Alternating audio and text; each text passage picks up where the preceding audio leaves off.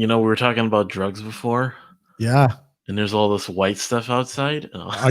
Are you tripping balls? No. Oh, crap, we're live. Yeah. Welcome everyone to the 10K Rum Podcast. My name is Amos Joseph. I'm joined by my co-host Brook Potter, who's in the UK. How's it going, Brook? I'm doing well. Just retweeting the stream for our listeners and viewers out on Twitter and all over the social media. I'm doing all right, man. I mean, you missed my introduction for the last show for Religion Zero. For the first time since I've been in Wales, we have fucking snow, like real snow. It's like there's a nice blanket of snow outside and stuff like that. I woke up to this morning like, finally. They didn't have like planes flying over, dropping some like manufactured snow or anything. No yellow snow and no artificial snow, at least not yet. I haven't actually been outside for the day, but beyond that, I'm doing all right, man. We had a good show for Religion Zero. I was just sharing the stream going out. We are probably 1 week away from the relaxation of the lockdown rules and restrictions. Hopefully, we don't know. And you also missed the fuck up that I had with my beard. I was in the shower trimming my beard very nicely, and just fucking thing slipped, and I shaved like a nice straight line down into my face. So I'm wearing the goatee because I fucked up my beard. But yeah, so guys in the comments, just let me know if it's looking all right. I'm going to wear this for a while, at least until it grows out a bit. Then I'll shave it all down and grow the beard back. But I used to wear a goatee when I was younger, so I feel like a little nostalgic. I feel like I'm your age again. So how are you doing, my friend? How are you doing? Everything going all right? Everything's going good. We had snow yesterday. Brilliant. I was driving home from work, trying to get back home in time for D&D. Was a little late, but we had a good game nonetheless. And in Minnesota, had a good dump of snow. Other than that, I don't think there's anything really worth reporting at the moment. I mean, you do have some personal things that are going on that we will more than likely get into in a private raw takes for our lucky subscribe star members. Oh my gosh. Speaking of which, soap. Watch your balls, guys. Tactical Soap. Go to tacticalsoap.com. Use coupon code 10K Rum to get 10% off on your order, as well as if you do love supporting the show in a more direct way, check out subscribester.com/shitlord-preachers, where you can pledge monthly to the show. Of course, $5 a month gets you access to our raw takes. We haven't done one in a while again. So we'll definitely try to get one out. Yeah. But we have an entire library of them, like at least a couple dozen. I'm not sure. We have a lot of videos that you guys can get into with different stories and things we kind of go into that we usually wouldn't on a regular stream. And then of course there's other perks of like joining our Discord server, shout outs and such. And then eventually we would hope we get to a point where we get some merch to hand out to subscribers as well as for sale. So back to the regular stuff. Man, what's been really going on this week? I mean, we've kind of, just to get into the politics, I guess, real quick. You're obviously more into politics now than I am, but I mean, from what I'm seeing is just kind of all the decisions being made by the Biden administration that are intriguing. Somebody should let Biden know he doesn't have to destroy the country all in the first week. He's got 4 years. He can take his time. They say that about every president, though. No, this is definitely going above and beyond to try and destroy the country. I don't think Trump was actually doing a pretty good job. Even before he got into office, he was trying to save money on the fighter jets, and he was kind of pushing back on the military machine, and he was doing all these great things. But Biden, day one, apart from all the shenanigans going on, he's raised the price of the EpiPen, so he's reversed Trump's. Yeah, that was a weird one. I've heard about that. Well, because he's a cronyist, right? So Pfizer and AstraZeneca and all the pharmaceutical companies Now they can make the money that they used to off the Americans while selling the drugs cheap to everybody else. So he's appeasing big pharma. He's allowed China to intervene into the construction of your energy grid. And again, it's kind of like, really? You're going to give China access to the US energy grid and give them the technology to basically switch it off whenever they decide? Beijing Biden, there's a reason he's called that. And I mean, not to say that China hasn't taken advantage of this. They have flown into the Taiwan airspace now twice since the Biden administration. And every time they've gone in with more and more jets. So that's been a big It's thing. definitely it's that testing to see like how much we would put up with under the new administration. Exactly. Which is one of those things that I really did like Trump on, was his attitude towards Taiwan. Yes. But yeah, with the relaxed feelings with Taiwan and everything, it's I mean, and this isn't like some secret thing, but like yeah, there are people in Taiwan that are definitely preparing for the worst. I mean, if there is an opportunity for China to kind of make a move with American weakness, this is definitely the fucking time. Yeah. Because Biden is not just weak, he's not even fucking there, bro. Like, yeah. Have you seen these videos of this clown? And obviously he doesn't know what's going on. They've got an earpiece in him and somebody keeps telling him what to say. So there's this fabulous video of him like approaching the White House, and the whoever's in his ear is telling him, you know, he's got to salute the Marine that's standing guard, but he doesn't do it. He says it. He says, salute the Marine, and he walks right past. So the lights are on, but nobody is home, right? Or even when he was like signing the executive orders, he's like, I don't know what these are. And he's like, just sign them anyway. And they're blank. There's like, you know, when you sign the executive, you hold it up and you show the camera, like, you know, you do, there's nothing on them. There's absolutely nothing on them. So yeah, the lights are on, nobody's home. And he's signing some terrible thing. Another one was the Keystone Pipeline that he's just canceled. So he's eradicated 50,000 jobs. Oh, you froze again, Amos. I don't know if that's you or that's me. Are you with us? Have you died on us? What's going on? No. Bro? Hello? Yeah, you back? Yeah. You froze for a second there. That was weird. No, I heard you the entire time. Okay, cool. Must be StreamYard. Could be StreamYard. But yeah, we were talking about the Keystone Pipeline. So people were talking about that, and what makes no sense about it is basically like over 75% of the pipeline has been completed. Has been completed. I saw a map on it. It said, here's the last stretch they have to finish. That's it. Yep. But nope. Because he's not doing it for, this is the problem. The Saudis don't want the pipeline. So just like he's appeasing China. Well, I think a bigger factor is kind of that, like, basically undo everything Trump has done because Trump. I think he's getting money from the Saudis. That's why he's using that. Well, no. I mean, that could be. No, I'm not denying that to be a factor. I think the larger point is the image of undoing Trump. Yeah. I mean, that is part of it. But he's a cronyist. He's getting money from all these because when you look at like presidents, there's always been like we saw the first thing. Okay, I don't remember this, but if anyone could point this out. Did Bush ever blame Clinton for anything? I mean, probably for the economy in the beginning, but then 9/11 happened very early into Bush's tenure, and everybody, you know, it was lockstep support after that. Okay. So you never really heard him bitching about Clinton too much. But you hear Obama bitching about Bush. Yes, Obama played Bush pretty much up to his second term, and then Trump would bitch about Obama. To a degree, not bitch, but everyone complained kind of after Bush. The complaining thing happened, and now I think that's kind of that growing problem of bipartisanship is, just partisan politics is one administration complains of the last, but now they're going the next step. Now Biden is like, not only am I going to complain, I'm going to full on undo. And someone was saying this, like the entire unity message is complete bullshit. Of course. It's unity is basically shut up, comply.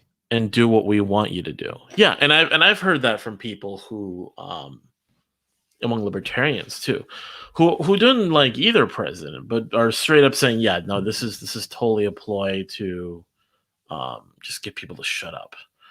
It's that push. And because what, like, for moving on, I mean, obviously this conversation will come up, I think, at some other point, but even moving on from with Trump kind of accepting, like, okay, Biden, the transition of the Biden presidency, moving, I don't know if he's doing anything with Twitter, or if he's going to try to pursue anything with trying to get back on Twitter, or trying to set up a new social media thing, or even like the whole talk of the election fraud and everything. Like, it's just straight up like, you can't talk about anything that happened before Biden, really, except shit on it or undo it. Right. I mean, in terms of the mainstream media, I mean, we could get to the censorship, but let's just touch quickly on a couple of the things that Biden has done that I think is absolutely nonsense. He's rejoined the Paris Climate Accord, which doesn't make it's pointless if we're in it or out of it, in my opinion. Agreed, because you guys are already dropping emissions like nobody else. But then China and India are part of it, and they don't have any of the restrictions. So China and India get a free pass, but America has to curtail their emissions, which led to the banning on any new fracking permits in the United States, which is what led to energy independence in the first place. New Mexico is depending on that for their future going forward. They're trying to build up their fracking infrastructure. All of that's been put on hold. It's really just like a voluntary agreement that has no real... It has no teeth. Yeah, it can't really do anything. It's almost like a handshake. Like, oh, we're all going to partake in this, except for these other countries that, don't want to. The Paris Accord can't actually do anything, but by signing onto it, it gives it legitimacy, which is it's clearly in favor of China and India, and it's a signed virtue signal. It's a signed virtue signal, and China and Trump didn't want any kind of bullshit with this. It's like, look, if we're doing this, let's be serious. We all have to cut emissions, or we're not playing. And we have been cutting emissions for years. Yeah. Your transition from coal to natural gas because of fracking has led to a reduction in emissions in the United States, unlike any other country in the Paris Accords. But they think fracking is part of the problem. It's like, no. Now they're coming after fracking. And again, Biden said, "Oh no, we're not gonna come after fracking," and now he's coming after fracking. I mean, we could just go full nuclear, but then that's kind of the problem with the environmentalist movement, is the inability to accept nuclear as a real option. Correct. I mean, there's or hydrogen even. Well, hydrogen is not really an energy source. It's more like an energy store, because it takes energy to create hydrogen.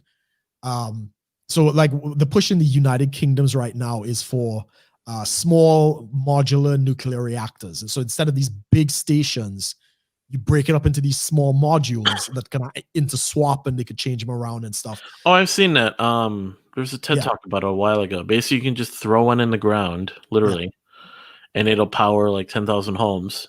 And if it melts down, it doesn't like explode or break open. It literally just stays inert. Well, it doesn't stay inert, but it just sits there.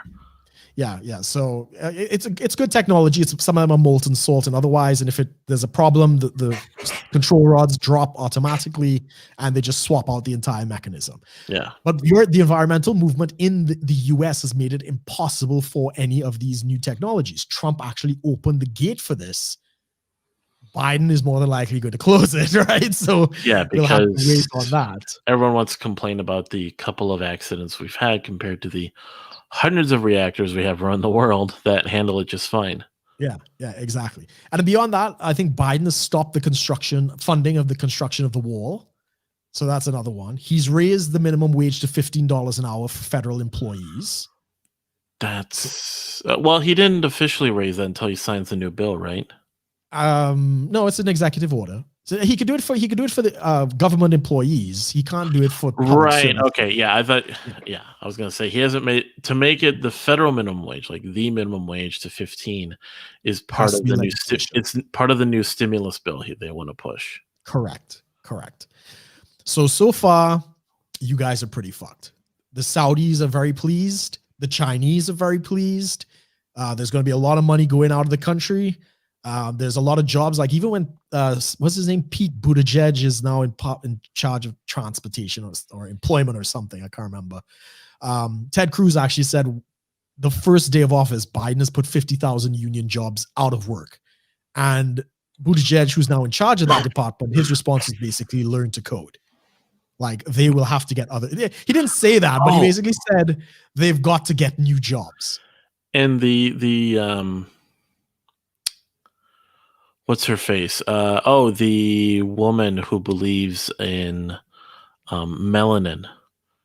All right, is in charge of the diversity, and there's a transgender woman in charge of something else. Oh yeah, that's right. Health. Biden is banning of non-biological women from being excluded from women's sports.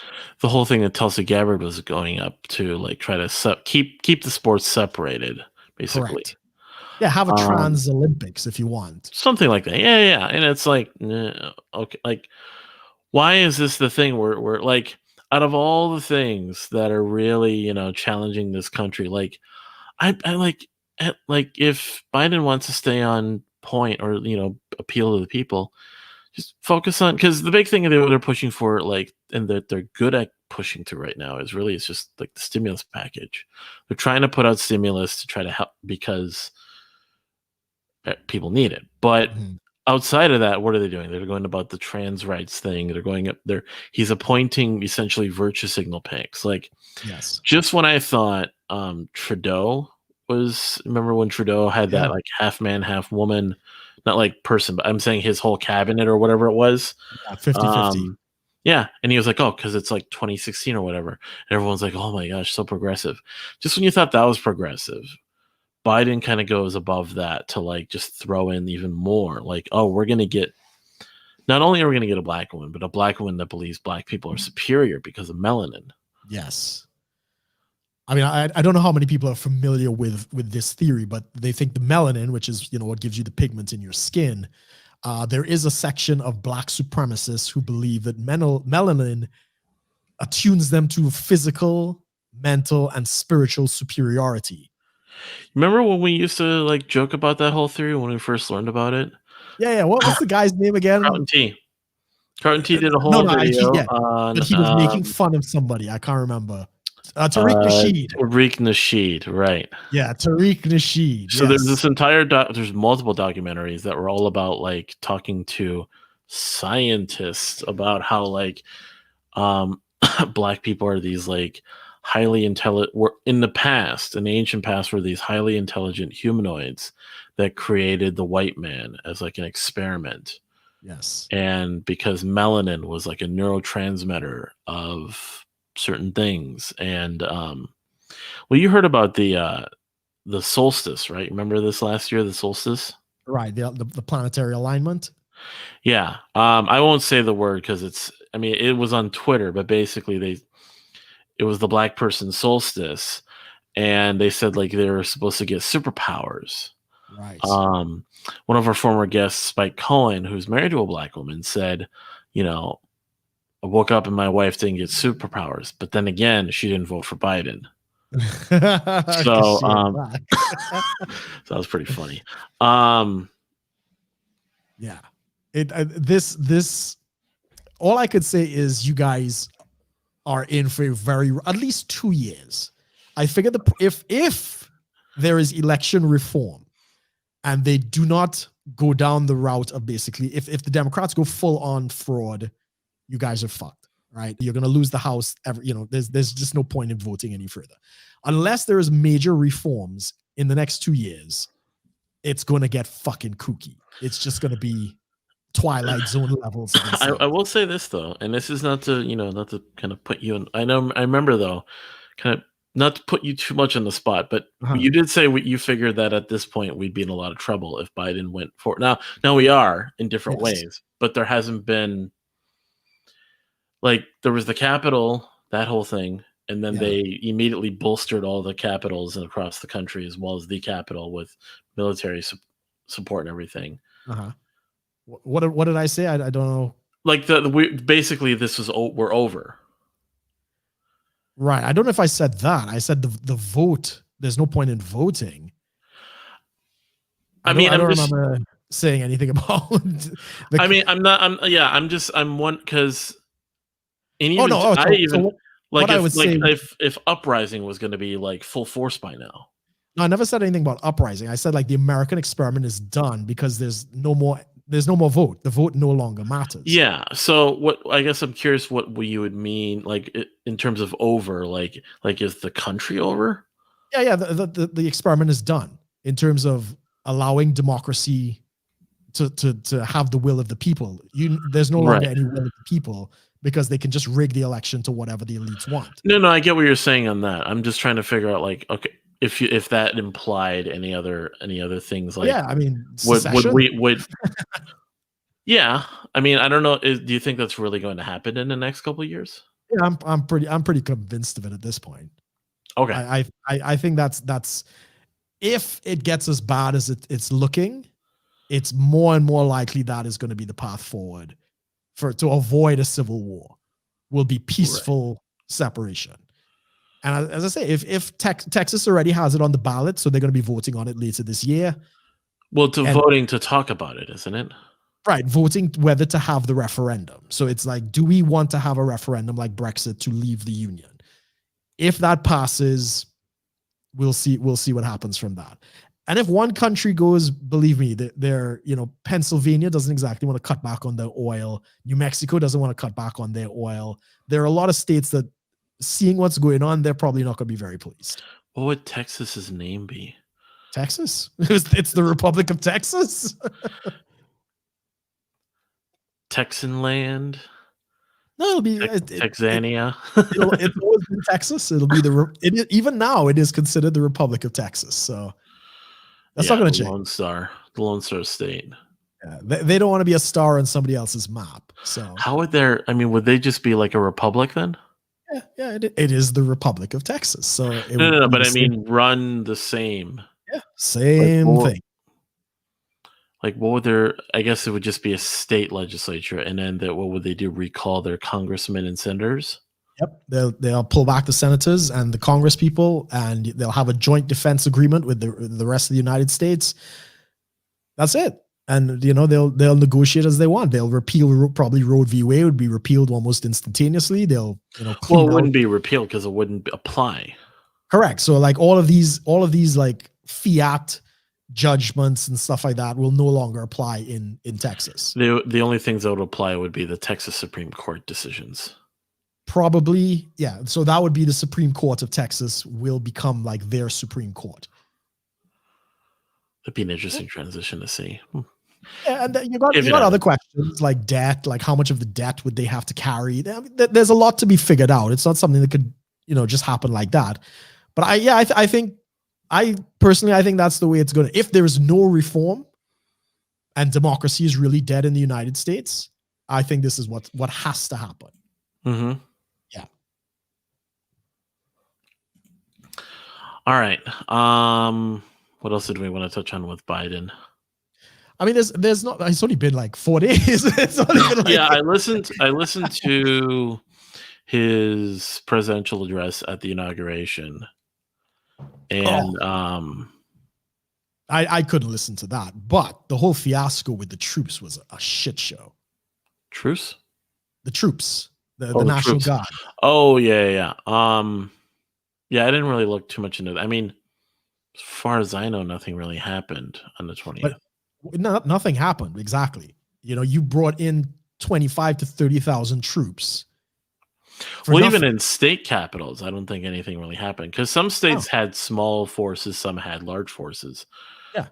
So it shows the political grandstanding that this whole thing was there for something that didn't even exist, and they're going to use it as an excuse. Could it also be said that the forces there deterred the protests? No, there was no protest. There was nothing. Nobody was planning. Nobody was going to go there. Even Nobody was just a going to peaceful march? No, there was no plans for that. In fact, there were people saying the opposite, like, don't go to DC. You know, there's no point in it. The fight is over. We got to take this back to the States and stuff like that. That was the message on all of the major, like, Trump supporting, steel people. So the whole thing was political. Yeah. They used the 6th and the whole thing on what happened on the storming of the Capitol is falling apart. So they're using that now, just as the Nazis did with their insurrection. They're using that now to push a draconian agenda to reinforce and fight domestic terrorism that doesn't exist. So the reason they packed DC was to make it look like there was a real threat when there's nothing. The closest thing to like full-scale domestic terrorism that I've ever seen in our history is really just that would even remotely come close to like fitting would be like school shooters. No, the riots of domestic terrorism. Antifa and BLM have been doing domestic terrorism for months. You know, even the storming of the Capitol is technically domestic terrorism, but they didn't actually have a political agenda. They weren't trying to instill fear for any. There's some of them that did. Like, I know. So, like, the big thing with social media and tech censorship was like, so they went after Parler and all this. When in reality, the entire protest and everything was organized on Facebook. Yes. But Facebook doesn't have to own up to anything. Correct. All they got to do is probably just delete the group and that's it.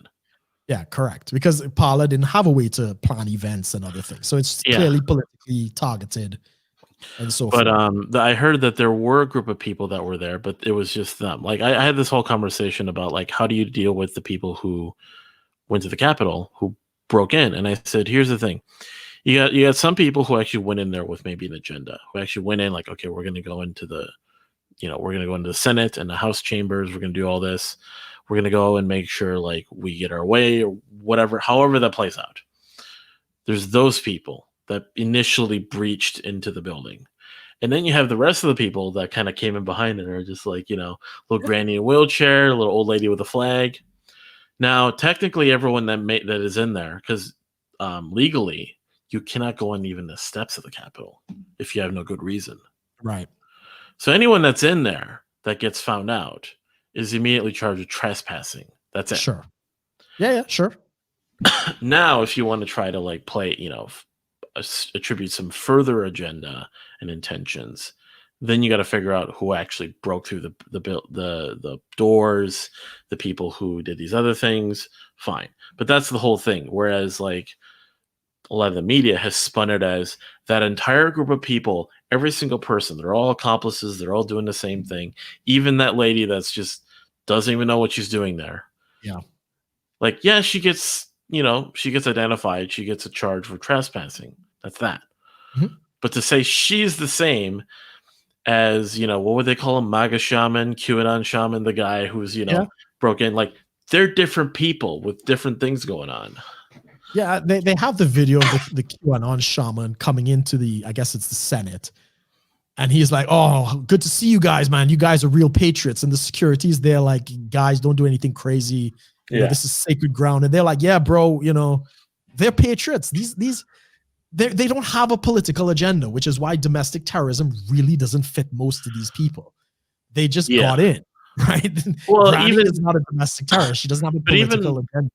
Like Lindsey Graham coming out and saying like there's a huge problem with the Capitol Police when they didn't respond properly. Right. I mean, I don't necessarily agree, but at the same time, from a more sort of that strength of the police stance that Lindsey Graham put out, he goes, yeah, this is absolutely like a disgrace of like, what happened was ridiculous. He says, I don't agree, but I get what the sentiment he was trying to say. He said,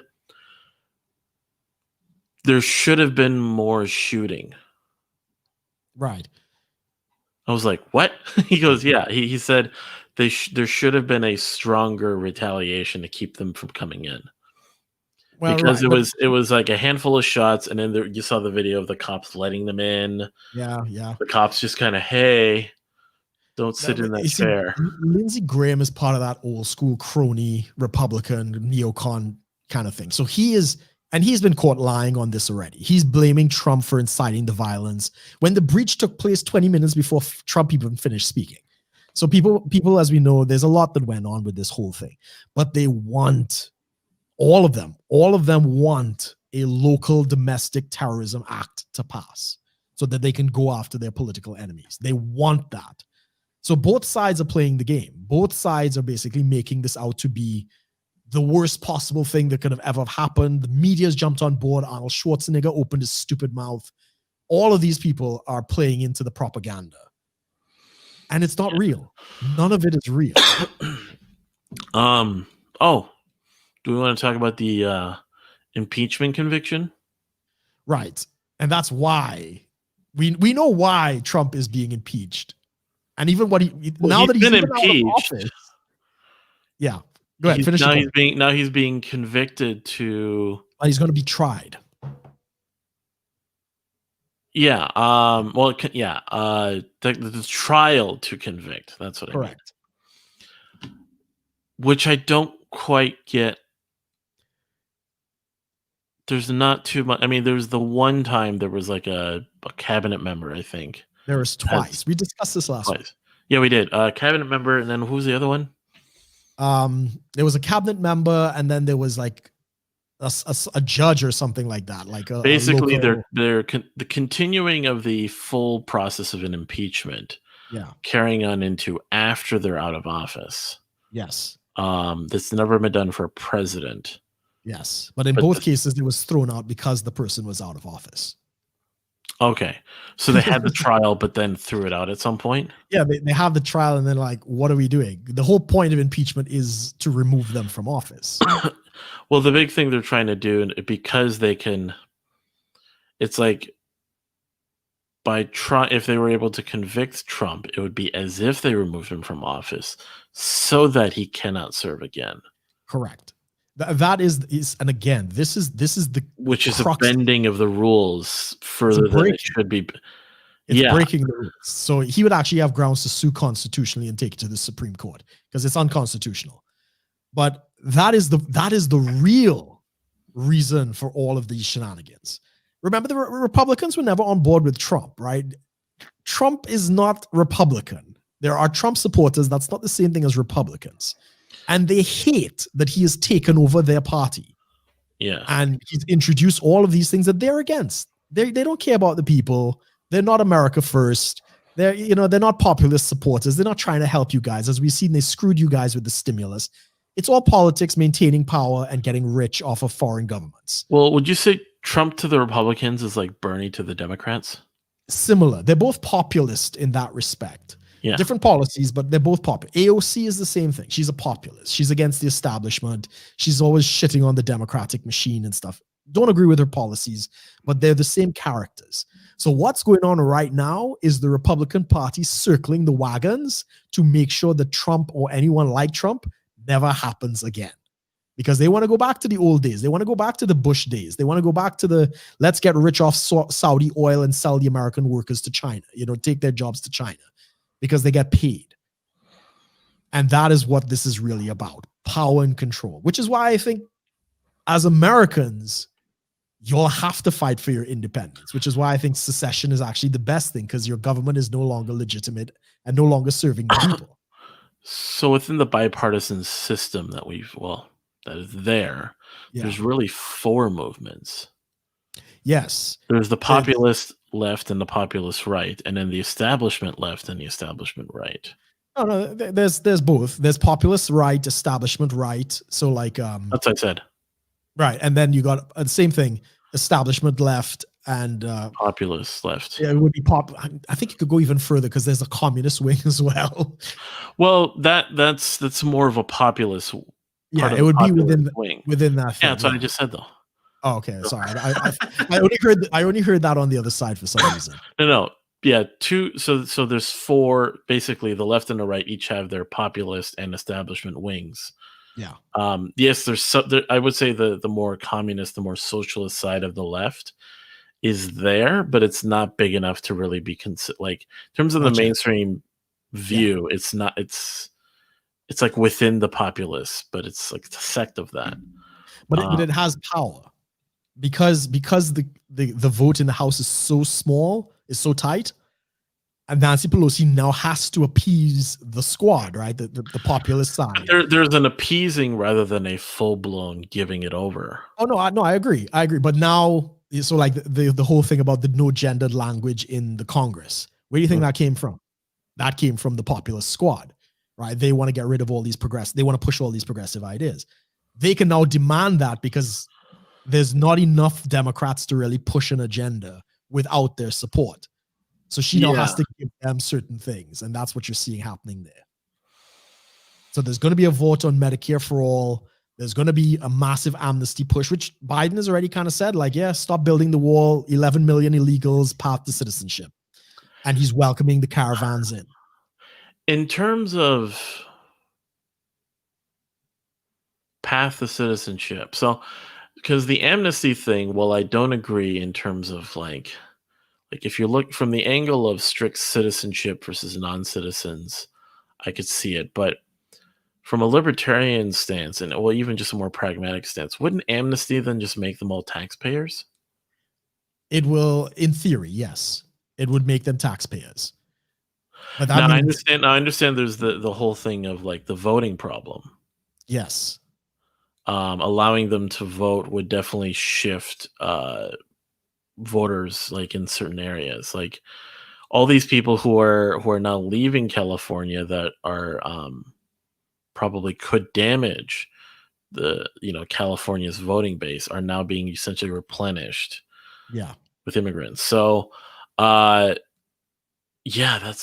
a weird one. I mean, that's been the Democrats' strategy because they know on the trajectory that they're losing.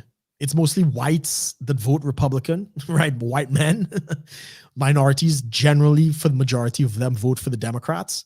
So that's been the Democrat using the demographics of the country to try and win elections. Now, it's not a guarantee because Trump actually got more minority support, especially with the Latin Americans, the Cubans who've lived under socialism and ran from it. Yeah. And this is what confuses the Democrats, right? It's like, oh my God, we're bringing in these people. They may not actually vote for us, but they think if we are the party that gives them citizenship, they'll be loyal to us. And that's the thinking. Have you heard of the? Oh, go ahead. I was just going to say it's going to shit on the American workers again, right? Because the more working people that you have, the labor becomes cheaper. So it's not great. It's not great for the American people. Plus a minimum wage hike. Right. So you double that with the minimum wage hike, but then you print the money into oblivion. So you think you've made more money, but your buying power has been cut in half. So you actually haven't made anything. Yeah. Have you heard about the bipartisan solution on all this? Pretty much, they said build the wall, but also grant amnesty. That was Reagan's solution. It's like, look, it's just impractical. You're not going to deport 11 million people. I understand that is it. You could have done business incentives and penalties on companies that hire these people and basically kind of let them leave voluntarily, but they didn't do that. Right. So Reagan's solution was that it's like, all right, we're gonna give amnesty to I can't remember how many at the time, maybe 5 million back in the 80s. But he said, look, this is the last time we're doing it, and we need to enforce the border. But again, you have a party in power that doesn't want that. They do not want to curtail the illegal immigration because they're cucking to the corporations that want the cheap labor. Yeah. All right. So I think that's good enough for our politics segment. Yeah, it's pretty messy. And it's only been 4 days, 5 days, whatever. So I know I said I was going to, but I didn't. I didn't watch any of the shows we talked about. I didn't watch Wonder Woman. Okay. I haven't watched WandaVision yet either. I keep getting notifications that I should. Have you watched it? I tried to watch the first one. It's very different and very fucking boring. It's very boring. It's like I mean, I don't know if you watched those kind of 1950s sitcoms, So that's apparently supposed to be like it's a dream sequence of some sort. Right. That's what we suspect. Because obviously I don't know if this is really a spoiler at this point, but because of Infinity War and all that, um, and Vision being destroyed, Yeah. like people are trying to figure out like what is this? Like someone said like they're inside the Soul Stone. Right. Something like that. So something is going on in there. Um it's kind of like what happened to Loki. Correct. So we don't actually know what's going on, but it is a 1950s sitcom with a laugh track, right? Like, the Fawns back in Happy Days or Bewitched or I Dream of Jeannie. It's very much a throwback to that era in black and white. And it's very jarring, right? It's like, okay, this is different. And you got the laugh track and it's very bizarre, but there really isn't any breakthrough as to what's really going on. The one thing I'll say about it, I'll wait for you to watch it. I'm going to wait till it's all out and then maybe watch it all the way through because there's only 30 minutes an episode. And they're very silly. They're very, very silly.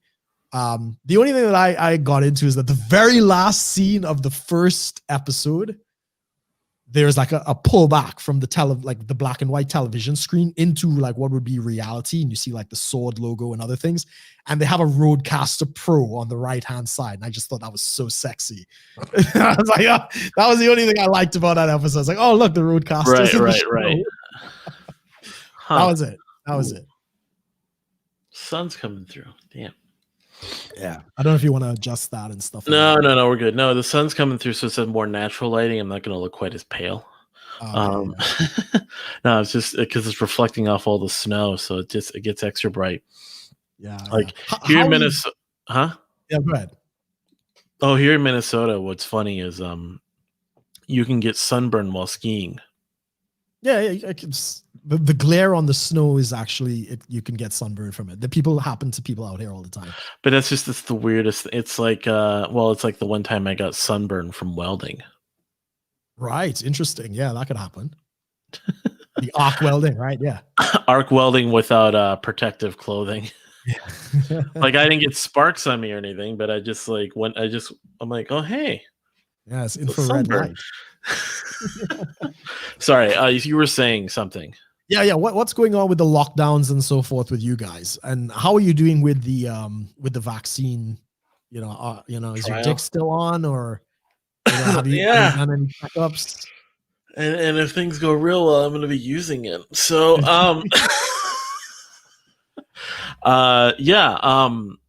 so I just went in the other day for a blood draw. That's all. Yeah. I go in, I sit down, they take 2 vials of blood, and then I leave. I get paid, and that's that. They gave us some new material regarding like our consent forms get amended all the time. So the consent forms had something on right now the company that is doing the vaccine is pursuing emergency the FDA approval. Kind of like what Pfizer did. Yeah. Plus this vaccine is because it's being developed still, it's going off to other countries. It's not going to be focused in the US, but it will be available. So they're talking about how once that goes through, we can basically sort of be done with the study and take the actual dose if we have it. Right. If we don't have it, I should say. And yeah, I mean, no reactions. Like I said, it's just blood draw. I literally go in, I sit down, blood draw, and I leave. Right. And the lady that did the blood draw that time wasn't really good at it. And now I'm kind of rating nurses and their ability to draw blood. I had one lady that just poked and I didn't feel a thing. Yeah. There was another lady, and then this last time lady poked and I'm like, oh, that hurts. Dang it. The thing is apparently is what they can do is just hit nerve endings. Yeah. Really what it is. Exactly. But other than that, there's nothing too much going on with that. I mean, I get paid to just go in and give blood now, really. I mean, it's very funny with the whole COVID thing, and again, this is the bullshit of the Biden administration. Everybody was harping on how bad Trump was doing with the COVID response. and oh, he's mismanaged. He's Operation Warp Speed is totally Biden's idea now. Yeah, it's like, oh, it's impossible, Trump, so many people dead and all this shit. And then Biden comes out and he's basically like, there's nothing we can do. There's nothing different we can do. We're just going to have to ride the course. Oh, yeah, the vaccines. Yeah, that was my idea. Yeah. So, I mean, the politics of this is absolute bullshit. And now states, even the Democrat states are talking about opening up.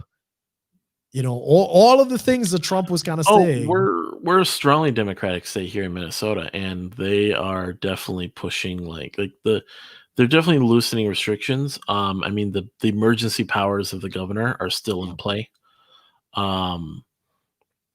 But he's growing more and more unpopular every day, even among his own base. He keeps extending his emergency powers. Congress, even the Republicans in the legislature are with him on that. Like, they're letting him do that, but they're also looking into new ways of like, how can we allow what he's doing to continue without giving him the power? Yeah. Like, without making it that easy for him to maintain that power. Yeah. Because I think I've talked about this. Basically, every month he has to sign an executive order that extends the power, and then the legislature comes in to vote to either allow or stop. No. He just goes through with it, but they can vote to stop it. Okay, right. And they did it a few times in a row last year, and then they just reached a point where the leaders among the Republicans just kind of, no, we see the issue, we understand what he's trying to do, we're going to go with it. Right. But we're also going to look at ways of how to reform those powers, because they feel he's definitely abusing it. And like I said, and then his base started becoming more and more aware, and now they're even turning against him. Yeah. But he's aware of that too, because he said, hey, I want to keep the state safe, and I want people to be alive. And even if he goes, I'm asking to my opponents to stay healthy and stay safe and stay alive, even if it means even if you want to convince yourself you're going to stay alive long enough to vote me out, whatever you need to do. I want you guys to stay safe. So I get that, like, the intention plays into that, but it's still like, this is the conversation I had with someone, especially it's a big issue among libertarians. I understand a lot of things that needed to be done. Social distancing, masks, stuff like that. But shutting down businesses in favor of big corporations, that's the problem.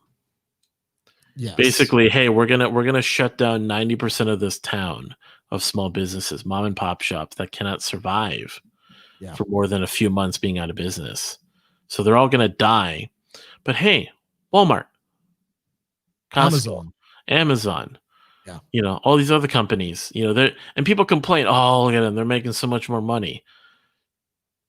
And they're making it out to be like it's the government's fault. Yes. Whenever, like, they're making it out to be well, I mean, it is the government's fault. It is the government's fault. No, I'm trying to get at, and I'm trying to figure. They're not realizing. So they're like, we want more lockdowns, but we also don't want Amazon to make more money. Well, you need to somehow separate that to make it make sense. Like, it's not just like, what are you gonna do? Shut down Amazon for the lockdown? Because Amazon can just pay off everyone. I mean, they follow procedures. Yes, but they can afford to just dump extra money to have everyone wear masks, social distance, throw in some procedures that make sense, but they can afford to do that. What do the businesses have to do? Instead of giving them a chance to, incorporate these policies, they just say, no, shut down. And there's been crazy stories of people that are trying to comply that get shut down for the dumbest things. Again, back to our friend Spike, he was in Florida. Yeah. He was in Florida, and he met a business owner who was closed, but cops walked by he owned a restaurant. So his restaurant was closed. So he's inside, cleaning and stuff, getting ready for the day. Or was it after close? Something. But basically he's inside all by himself. Mm-hmm. business is closed, and he's not wearing a mask. Right. So the cops go in there and shut him down for good. Yeah. Like, what the hell is that? That's the big problem. But if they just like, oh, okay, because most cops in a lot of areas are starting to kind of come around.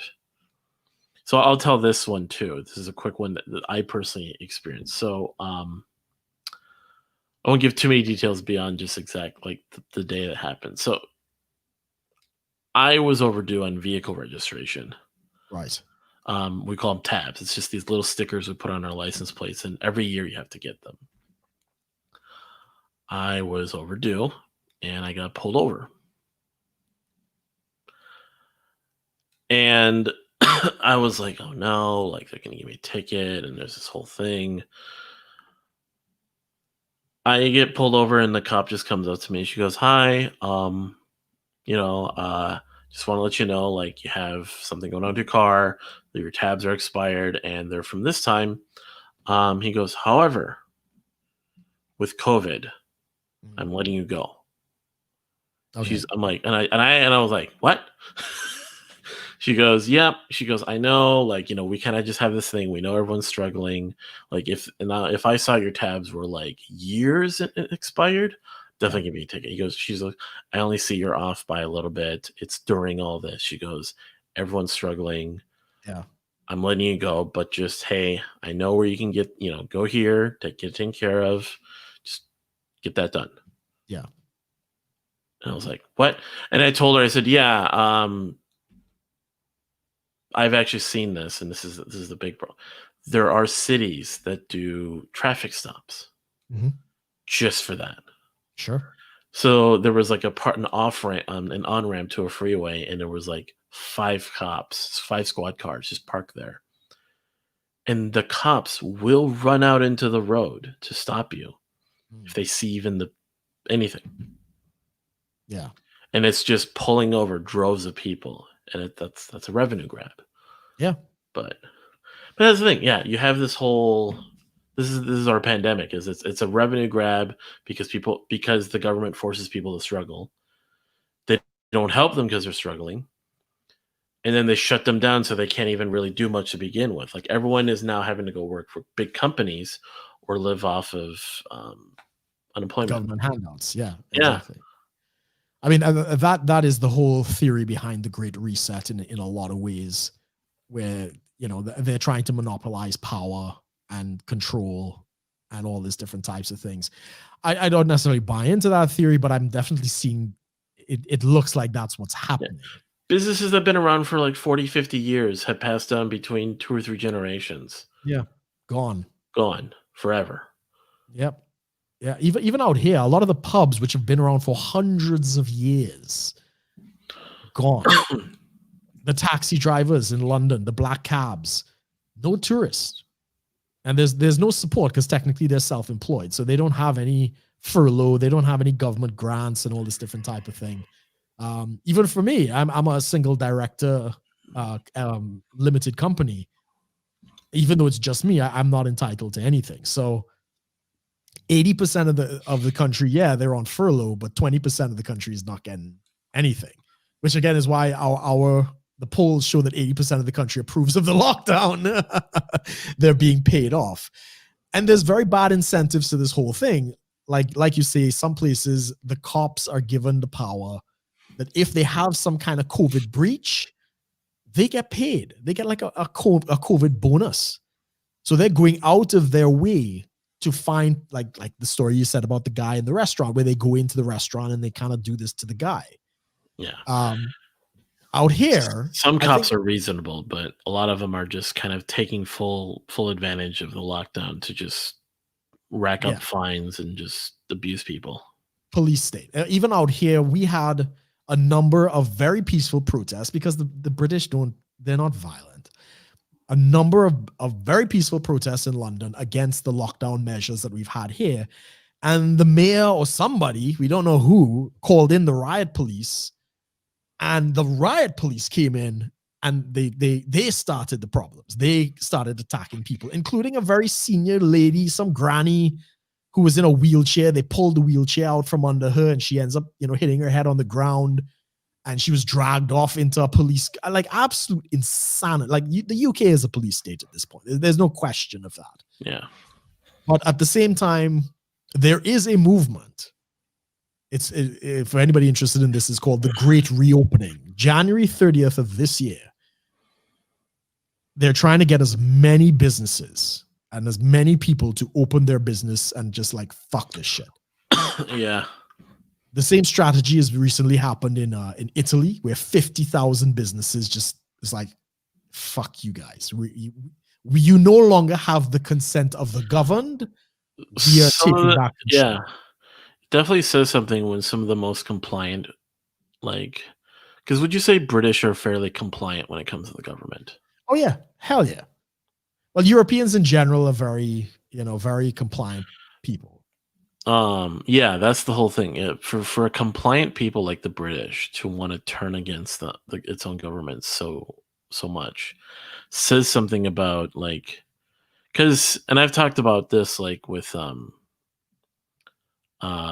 Taiwan. Like, Taiwan can be more authoritarian than what most Westerners are comfortable with. Yes. But they tend to kind of follow through with a lot of what they do. Like, there hadn't been a lockdown for the last 200 days. Right. Until now, because what had happened, so a pilot didn't follow COVID procedure when entering the country and spread it around, and some doctors and nurses all got sick. So, but they basically put in procedures to contain it, and that's that. They don't suspend the entire country. They only suspend parts to kind of make sure everything's good. Yeah. But with them, their compliance tends to be you don't have to test their compliance as much. In the Western world, everyone's compliance is being tested. Yes. I mean, Americans, we basically went with the 2 weeks, and that was that. With the British now, you guys have to go on almost a whole year, and now you guys are hitting that point. Yeah. I mean, who's to say, like, the rest of the world is just kind of at that point where if we lock down any further, that ability to comply, like the entire world could just completely say, we're not complying anymore. Yeah. Yeah. And we're seeing it. We're seeing, there's protests in Belgium, in, I think in France. As I say, the Italians are just like, fuck it. Everybody's opening their shop. The British are now at that point. And this is it. And for a lot of reason, the British government is completely screwed up in terms of what there's no science to back this up. Mm-hmm. In fact, I recently posted an article on my Facebook about how a research group came in and they looked at the science of lockdowns and, versus voluntary measures like wearing a mask and social distancing. And they said, there's no benefit. The lockdowns don't do anything, right? Voluntary procedures, you get the same results. So they compared, various states, various countries, and they basically say there's no point to the lockdowns. So there's no science to back up any of this kind of activity anymore. Well, we got to separate the two, though. Lockdown versus voluntary procedures. Right. There's no benefit to either one. They both kind of give you the same result.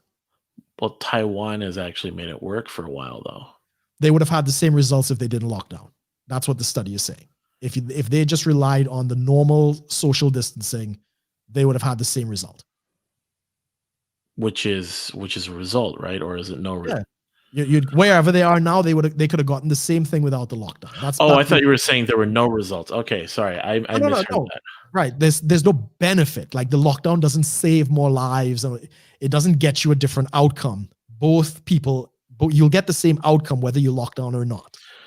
Right, but it's not denying that there is a benefit, though. There is no tangible benefit to lockdowns versus voluntary procedures. That's what the study says. So you look at places like South Korea, Sweden, and others, and even comparing states for states. So I think, what is it? Is it North or South Dakota? One of them never closed versus a place like California that's basically population density. Yes, they factor for all those things: population density, the demographics of the people there, whether it's the elderly or not. They took all of it. It's a full study. It's not just comparing numbers with numbers, right? This is a legitimate university peer-reviewed paper.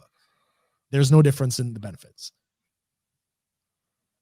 So there's no science at this point. And it's even worse in the UK. They're no longer saying so many deaths from COVID, right? So when we first got into this nonsense, they'd say, okay, it's 1,000 people died of COVID, right? No, they say, right, from COVID, right? And then it switched to 1,000 people died with COVID related. So it's no longer direct death from COVID, but they may have died 2 weeks later in a car crash and they tested for COVID before, right? Now they're not even saying COVID. There've been 1,700 deaths. Never mind, the average death in the UK is 1,800, right? Which paints a completely different picture if you understand the context. Mm-hmm. They are flat out lying. They are flat out lying to continue this poppy show, this pantomime. And I think the people are kind of waking. The flu season of 2018 was far worse in terms of excess death and hospital capacity than we are in the middle of this pandemic. And we don't have any lockdowns in 2018. So that says this is for it to be worse and not be in a lockdown, that would make sense though. In 2018, there was no pandemic. No, I get that. I'm saying, a bad flu season with no lockdowns versus a pandemic with a lockdown. Yeah. So it's showing there's actually a decrease then in cases. Right. But that's what we're saying is that which means a lockdown does have benefit. No. It's the opposite. They're saying because the healthcare system is so overwhelmed, we need to lock down. But the healthcare system was more overwhelmed in 2018 and we didn't. Oh, I get what you're saying. Yep. Right. So it doesn't make any sense in that respect. So we supposedly have a more dangerous variant of the virus that's it's been identified in the UK. We don't actually know where it came from. They say it came from Kent, but that's where all the illegal immigrants come in from. It's been identified all over the world. Everybody has this variant. When it first came out, they said, okay, it's like 30% more spreadable. It could be spread easier or whatever, right? Mm-hmm.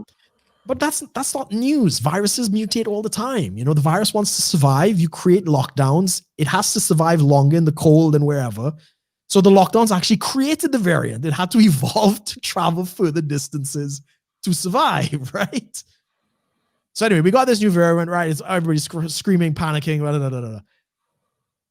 People are tired of it. So now, as of, I think maybe yesterday, they're saying, well, there is potentially, some evidence to suggest in some kind of twisted fashion that we can't really put our finger on, it's more deadly. Really? No evidence. And when the Prime Minister said, if you see how he pandered, like there is a potential possible this and in some scenario, this and it's more deadly. Bojo? Yeah, Bojo. Absolute bullshit. There's no evidence for that. There's none of them. There's no evidence for any of this nonsense. Anyway, as I say, I think the British people are kind of caught on to this thing because we go through a health crisis every year with the NHS and flu season and all this. The excess deaths are not anywhere near as bad as it was in 2018. And again, I'm not one of these people who don't believe there's a virus, right? I fully believe there's a virus, and the elderly are the most susceptible.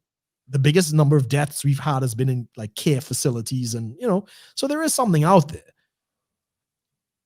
Now, I think we have like 5 million vaccinations. So I think we are ahead of the world in terms of vaccinations and all these different types. We're supposed to hit 100 million by 100 days of Biden. Like, what? Yeah, get fucking real. But all of this is going on.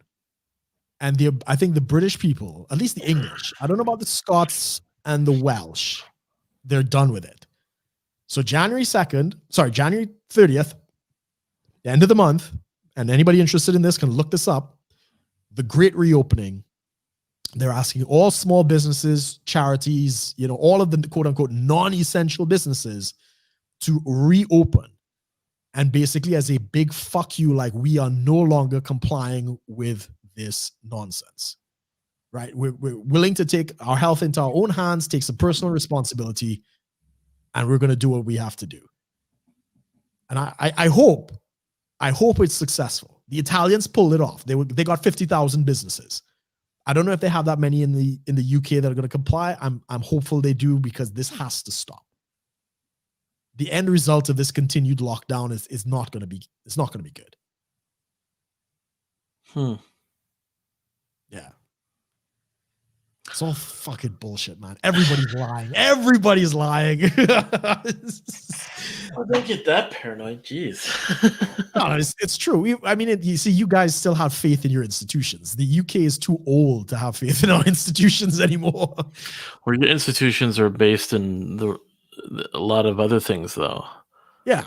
So, you have no constitution to straighten you out, at least try to straighten you out. We have the common law and other things that kind of keep things in check, but political power, corporate power, and the media is all propaganda out here. Like the disagreement that we had when Trump was still in office showed the disconnect between our perspectives. So there was a headline that came out that basically said somebody took a 4-minute clip of the conversation with Trump and the governor of Georgia, and the clip basically implied that Trump was trying to get him to find so many votes. And your comment to me at that time was something like, oh, that's bad. No matter how you look at it, it's bad. But the way I was looking at it is like, that's probably not what was actually said. That was probably bullshit, because I know the media is just, they're in on it. They want Biden in. And when you went back and listened to the full conversation, it wasn't that at all. So that's the difference. The Europeans, we know that the media is bullshit. We know they're in cahoots with, the politicians. They're pushing an agenda. We don't trust the media at all. Like the Brits, in terms of the media, we have like the lowest trust of the media of any Western country. You guys are now learning this, like polling and how it's used to weaponize the voting population. You guys are now learning this stuff. We've had this for a long time. Right. Man, I don't know what else we're. Yeah. Which is why I named the episode "What's Even Happening Right Now." There is so little that's actually going on. Oh, there's another piece of shit that's come out with Arizona and their voter fraud incidents. I don't know if you heard about this. No. So we know the Republican Party sued Maricopa County to do like a full audit of the Dominion machines, and they won their case, and the I guess whatever election body flat out refused the subpoena. They just flat out said, we're not doing it, breaking the law basically. And they went to the Supreme Court and they won. The GOP, they won. They have to get access to these machines. Mm-hmm. And they refused to do it. Right? Whatever the election board and whatever. The day that Biden got sworn in, guess who now is willing to do a full audit of the Dominion machines? Oh, okay, I see. Maricopa County in Arizona. You think they won't find something? Oh, I'm sure they will. Every audit of the Dominion machines has shown that it's been, like, even the source code and stuff has shown it's been concocted. It's all bullshit. But again, this is why democracy is really on its deathbed in the United States, because if they can just swing the machines to tally to whatever they want, your vote doesn't matter. And why it's scary is London is about to implement those same machines in our local elections for mayor. And is it any wonder they're using Dominion machines?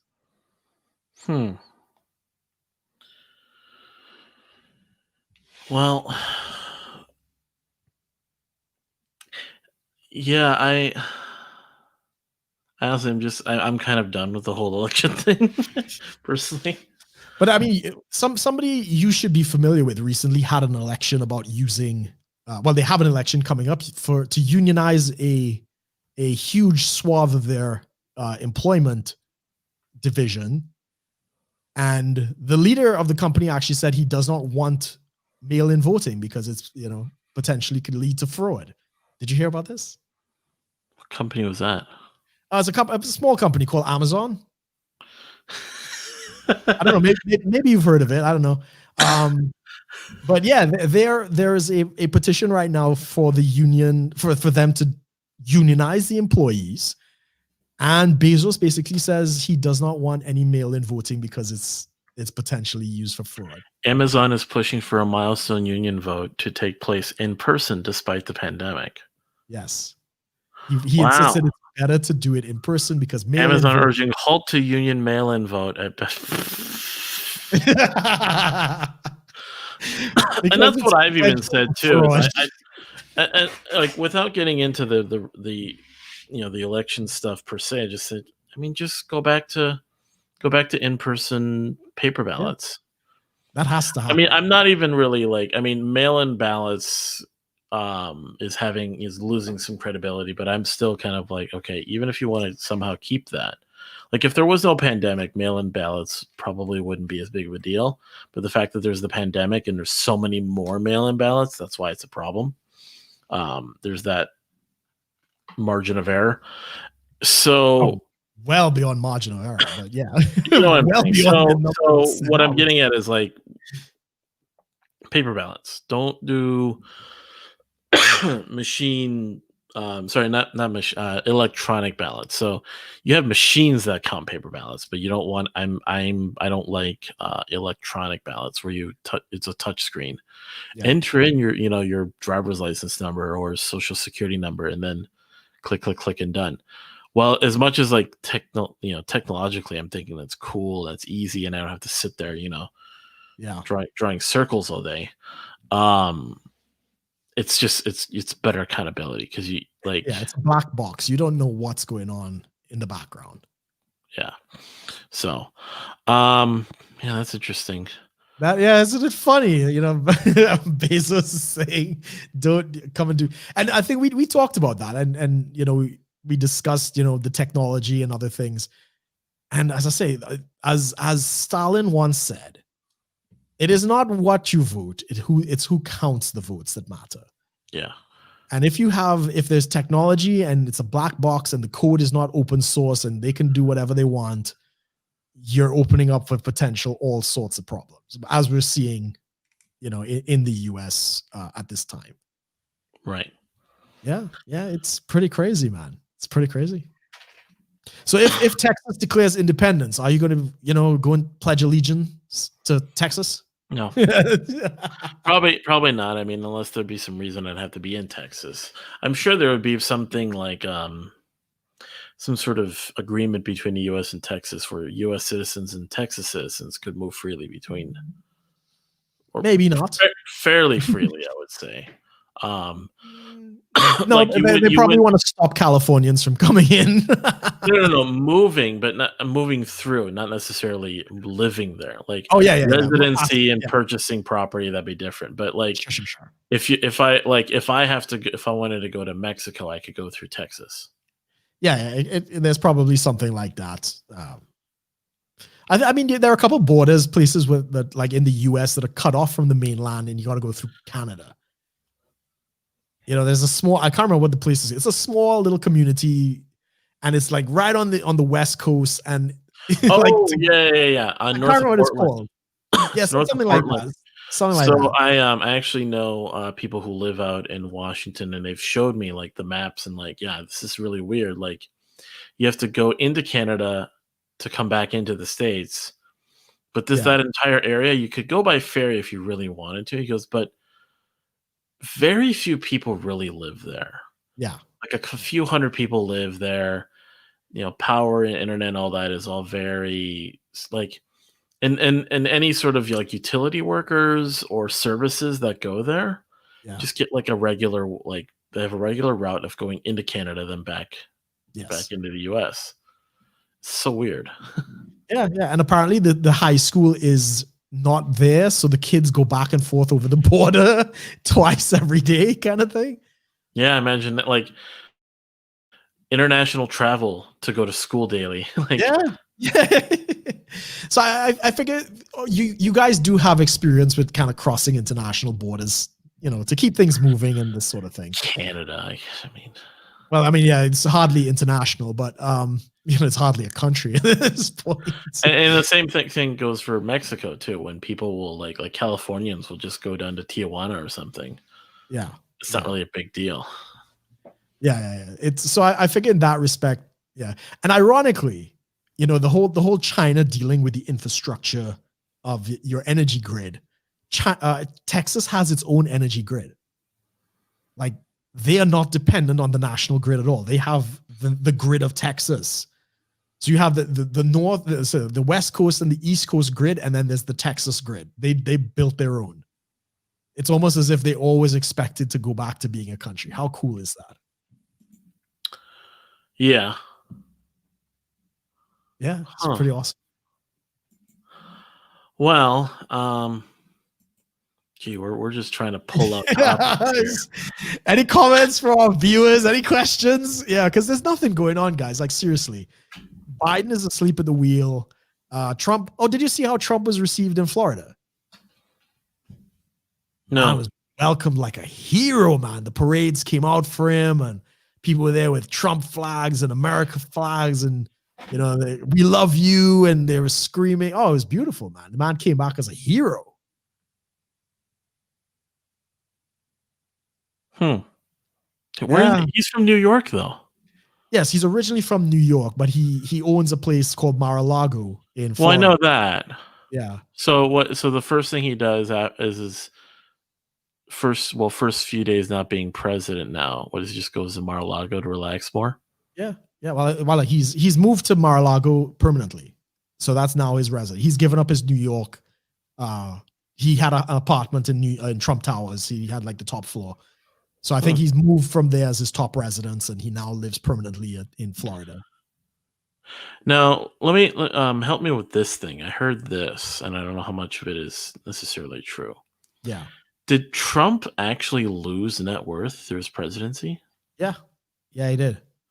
I think someone said, yeah, he's the first president in a while that has actually had a negative change in net worth throughout his presidency. Yeah. Because he campaigned the first run, he campaigned it himself. So it was like $350 million of his own money. But even like I'm saying, I think even during his presidency, not just because of the campaign.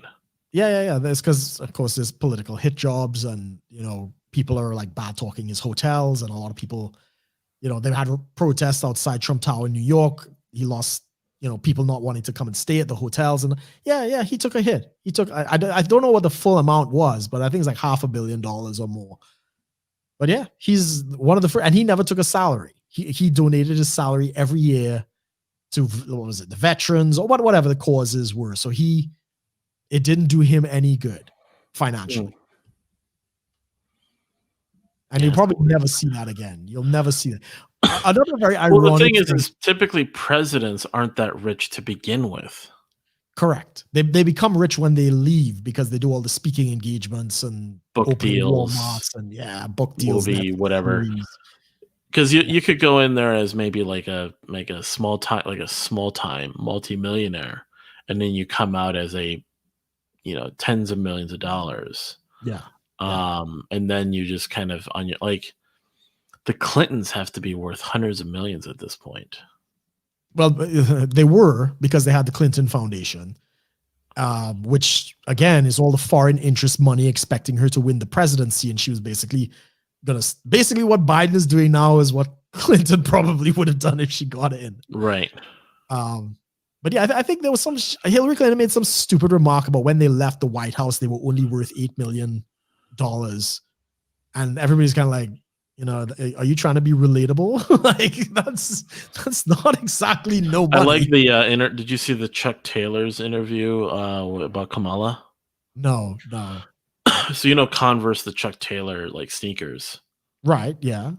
So she was wearing a pair of them to an interview, and then so the interviewer so it's her and her husband. The interviewer's like, so tell us about the Chucks. She goes, oh my gosh, I grew up, I always wear these, they're comfortable and all this. I'm like, oh god, here we go. This is like some, she's so and then she's so relatable thing. Yeah. So then like they ask Kamala's husband, and like, what do you think? And he goes, hey, it's just, she wears this and she's so out of the box. And he goes, she's remarkably normal. I was like, what? And some people were joking, like, yeah, they're trying real hard to make sure people don't think she's a lizard. She's a lizard people. Yeah. And I'm just like, oh my god.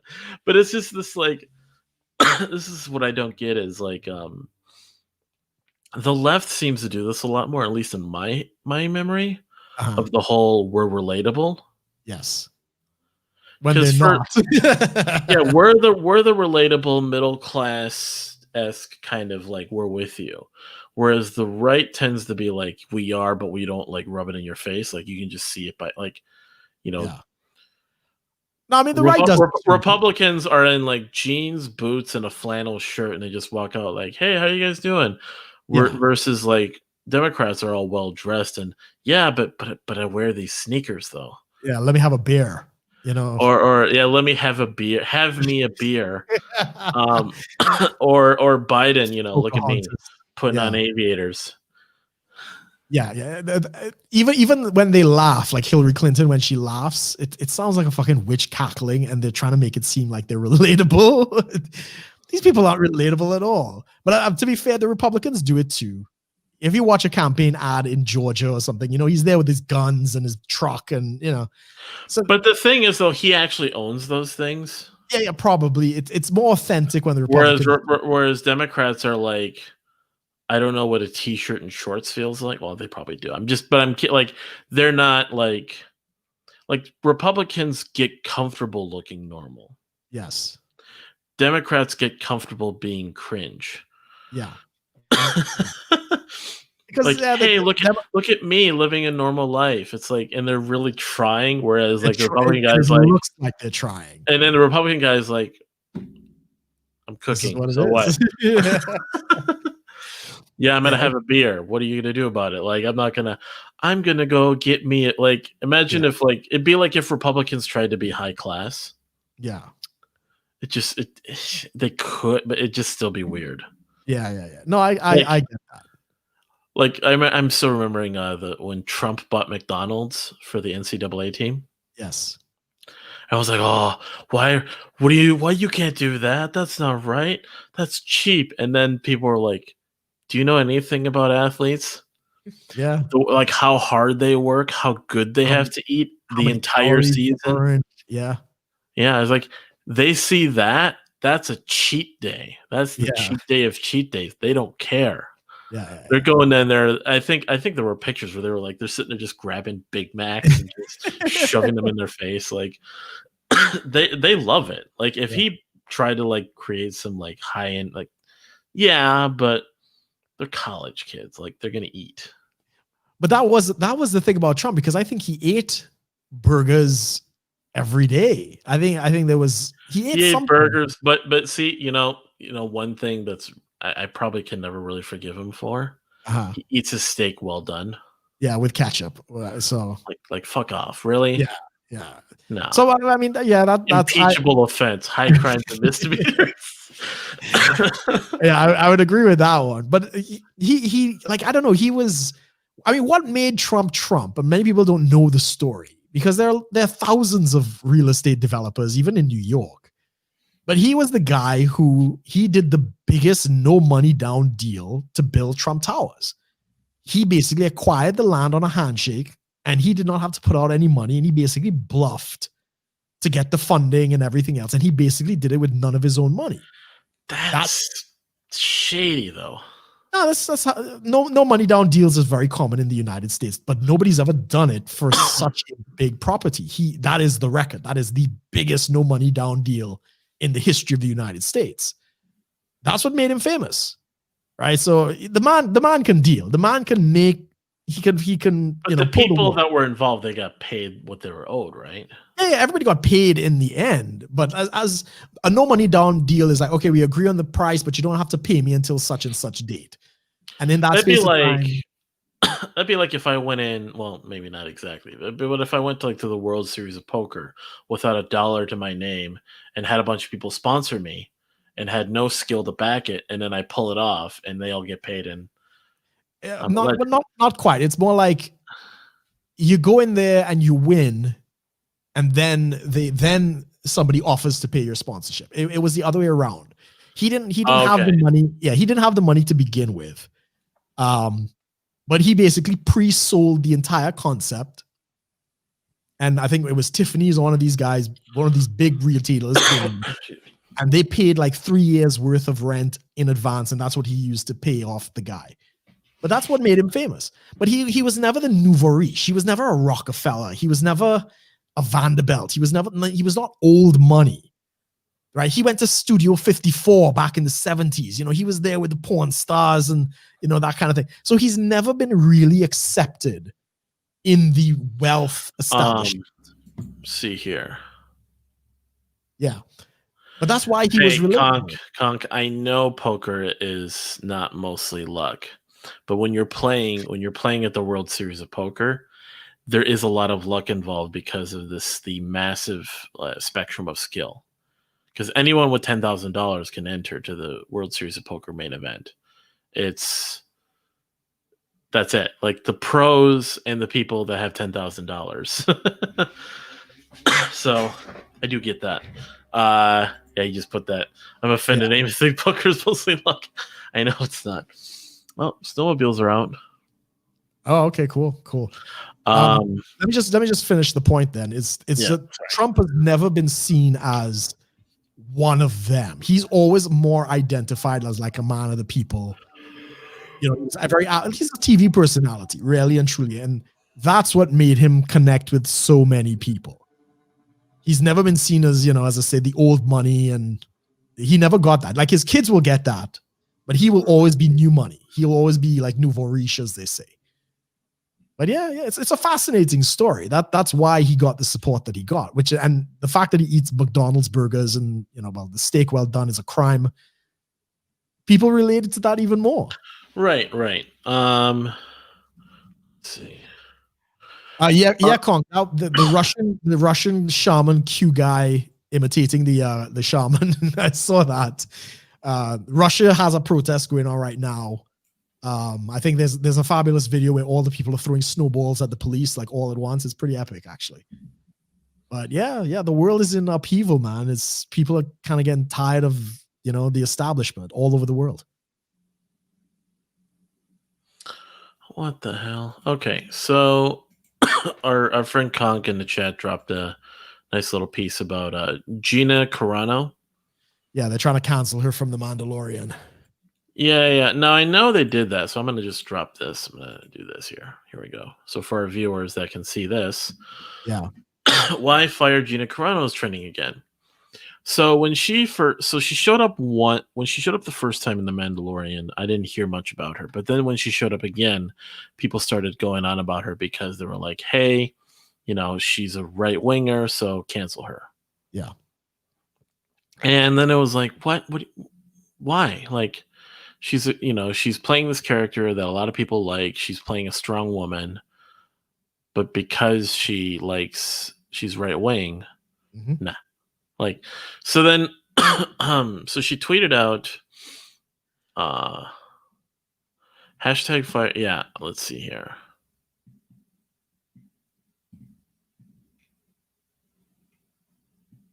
So they presume that she's like some COVID denier because she's right wing. Hashtag fire. Yeah, so they put out a tweet. Lucasfilm joins the national moment of unity as we honor and remember the lives that were lost of COVID. COVID memorial. There's a little Yoda there. Right. Then immediately responded with, then fire Gina Carano, who is a COVID denier and anti-masker. Right. Your heroine actress is literally, okay. So they say she spreads misinformation about COVID. Aren't you guys who still have Gina Carano, who's anti-mask? The backlash began when Mandalorian fans called for her to get fired because she mocked face masks on social media. Oh, yeah. I don't know exactly what it is put out. But Then she's something about the voter fraud, so she talked about that. And then yeah, she basically responded, people need to be okay with having conversations, with having difficult conversations, different opinions. What's wrong with having a different opinion? Why does everyone go straight to demoralizing? Because maybe they just didn't think the way you did. I've seen people get bullied off of Twitter on both sides. I don't like bullying. And if I don't stay present, which I don't even necessarily want to stay present that often, I want to make art. Art is my passion. Yeah. So she's just like, hey, I'm an entertainer. I'm an actress. yeah. And I just have different opinions. Fuck off. I mean, when you contrast that with Jason Momoa, who basically said, any, Trump supporters, fuck off, unfollow me, which is like at least 75 million people in the United States. This is insane. This is the insanity that's going on. Well, I'm thinking of it this way, though, like when it comes to the left and the right, when I talk about this, not to say like those people personally, but who gives a fuck what celebrities have to say? Really? No, I agree. And I mean, though, if you've ever read the book Propaganda, which was, one of these books put out by, I think, in the 1940s or 50s, celebrities are only good for one thing, which is entertainment and misinformation. So the minute you see a celebrity endorsing some kind of position, somebody's read this book of Propaganda, because that's like stage one. So it applies to the left and the right then. Yeah, of course. So a celebrity coming out to take a position, that's like the first use of propaganda. That's where it comes out. So I don't, at least she's being reasonable, at least have a conversation, this, that, and the other, whatever. Jason Momoa is like, fuck Trump supporters. If you're a Trump supporter and you vote and you question the election, unfollow me. That's really stupid, especially if you're in the entertainment industry. Like, you want people to come see your movie. Seth Rogen and Count Dankula went at it, apparently. Seth Rogen and Ted Cruz have been going at it. I mean, these people are deranged. But this is the problem, and you've seen it. This is no longer about Democrats, right? This is the playbook of the communist movement. If you are not part of the revolution, you are the enemy, which is why they're going after libertarians, right? The director of the CIA came out and he basically said, that is the biggest crock of shit that I've read in the last few days was, the entire libertarians are the threat to democracy. Yes. When we're literally the ones that advocate for, like, you are not part of the revolution. You are not part of the revolution. That is the communist thinking. If you are not one of us, regardless of your position, well, it's a weird brand of tribalism that's just trying to, like, it's the same thing as 2016. It was our fault that Trump won. Yeah, but the difference is when Trump won, Trump didn't sick the CIA and National Guard to come and like hunt out a bunch of libertarians. That's what you see. You have. At least from libertarian circles that I'm part of, I haven't heard of anyone getting mad. Right. Unless they went to the Capitol. I think that's the big factor there. This is the director of the CIA saying that they are going to push resources to go after racists, bigots, this, that, and the other, and libertarians. Yeah. From the state. That's the difference. Because I actually, okay, so on the 20th, I looked at like Facebook memories, 2016. No, 2017, January 20th, 2017. Yeah. And I was seeing all this, like, I think, I posted something. Oh, don't hate me. I voted for Gary. Or don't blame me. That was what it was. It was a cover photo I put up. And it was just like people like, but it is you though. Like, not you personally, but like you guy. And I was like, and close friends of mine who I don't really talk to anymore because of this. Yeah. Like, it's you. It's totally you. And I'm like, what? Well, those people are stupid. Those people don't know. And those are low information voters. They have no idea what's really going on. Then here comes 2020. Same thing. Yeah, but it's not the same people. Like, you have there were even like MAGA people that were like, oh, look. You have MAGA people on your Facebook telling you it's your fault. Yeah. You have to send me a link to that. I didn't see that. But the difference, and they even said, oh, and then there was that bet I told you about between some friends who were like, yeah, who said, "Oh, libertarians made me lose this money." I'm like, libertarians had nothing to do with this.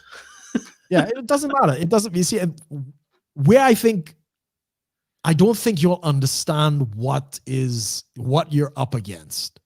That's the problem.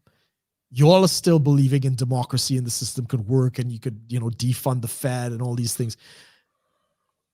But the ideals of libertarianism have no practical, expression in your U.S. politics. Not even in Western politics, unless you have proportional representation. But what you all are fighting against is communist. You all don't see that. You all are still like, oh, it's just progressive left. No. This is now communist thinking. It is us, and you are the enemy. So there's no more discussion, which is why everything is shouted down. There's no more, okay, there's populist right and, the liberty movement. The other side doesn't see any of that. But you all still think you all are dealing with rational people, that you can have a debate, you can have a discussion and this, that, and the other. These people are ideologues, and nothing they're doing is rational. Right.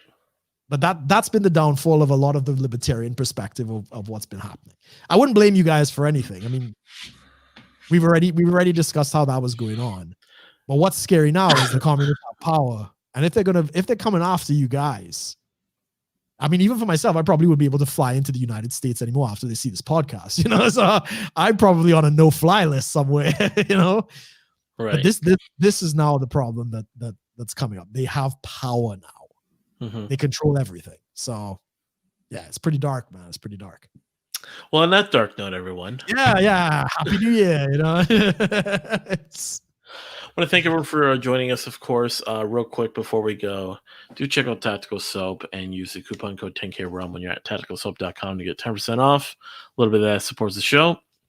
And of course, check out subscribestar.com/shitlord-preachers to subscribe and pledge monthly to the show if you want to support the show. We're of course, on every Sunday. I'm not 100% sure what's going on over the next 2 weekends because I've got some stuff coming up, so I'll have to talk to Brook about that. So we'll let everyone know. But yeah, so check us out on Sundays at 11 o'clock in the morning Central Time. But of course, we will see everyone likely next week. Hopefully. And anybody, find me on Gab. If you're looking for me on the Freedom platform, find me on Gab. Yeah. All right. Thanks for watching, everyone. Take care, guys.